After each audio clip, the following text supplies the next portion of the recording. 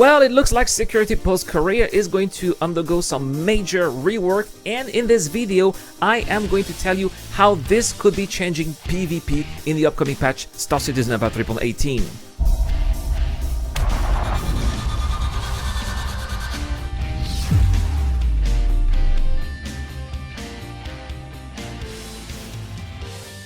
Hello guys and welcome to the channel, it's the Eradicator, and so in this video we will be discussing the upcoming rework for Security Post Korea, as well as the implications that these will be bringing for PvP combat in 3.18. And as we can see here on this release view card of the roadmap, it looks like the station, which has basically almost remained the same ever since it was introduced in the PU back in 2015 for Star Citizen Alpha 2.0, is going to be featuring some very interesting gameplay that could keep action-thirsty players very busy for quite some time. And I think that the most exciting change that's coming is the fact that the station is going to be used for contraband storage. And as you are going to see, these are going to have a lot of implications, especially when it comes to dynamic events like Jumptown 2.0. You see, up until now, Jumptown 2 involved players either seizing contraband for the local security forces and delivering them to local orbiting stations like Port Olisar, Bajani Point or Port Tressler, or delivering them to Grimex. We would sell the boxes stored in our ships, and then they would magically disappear. This will no longer be possible in 3.18 with the addition of full persistence and the cargo refactor. And I think that having a location where contraband could be dropped off and then stored makes a lot of sense, because we're talking about sensitive illegal cargo, so we don't want that anywhere near the main population areas, especially when we consider the risks some people would be willing to take to grab those boxes for themselves. And I think that this is truly where the potential of this rework would lie.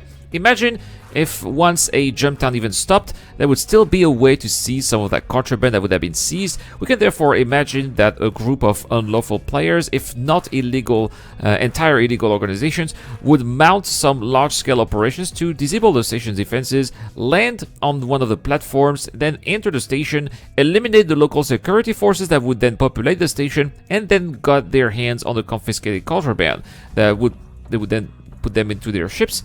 And I think that all of this action would then in return give their perpetrators some massive crime stat that would attract bounty hunters or trigger missions to clear the station of hostile forces. That would be human players in this case. I think that the mission would of course have to be shareable so that large parties could form and enter the area without getting affected by the restricted area status of the station that will be coming up in 3.18 as well. So, as you can see, the rework of Security Post Korea offers a lot of interesting possibilities when it comes to potential PvP situations, and I really believe that these are these epic moments that a lot of players are craving for, moments in which a lot of players could be put against an equally large amount of players.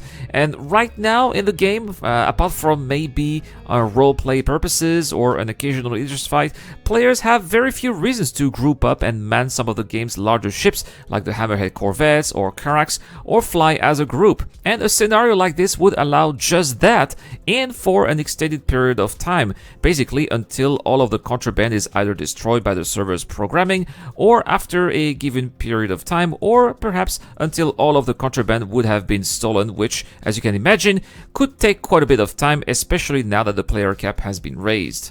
Anyway guys, this is what I had to say about the upcoming rework of Security Post Korea, which I believe is going to bring a lot of value-added gameplay. That is, at least if the developers are bringing up some good ideas with them. But let me know in the comment section down below, guys, how do you envision the rework of Security Post Korea? What implications is it going to have in regards to PvP? Well, if you answer the question and subscribe to the channel in public setting, you can get to win one of those Centurions over there.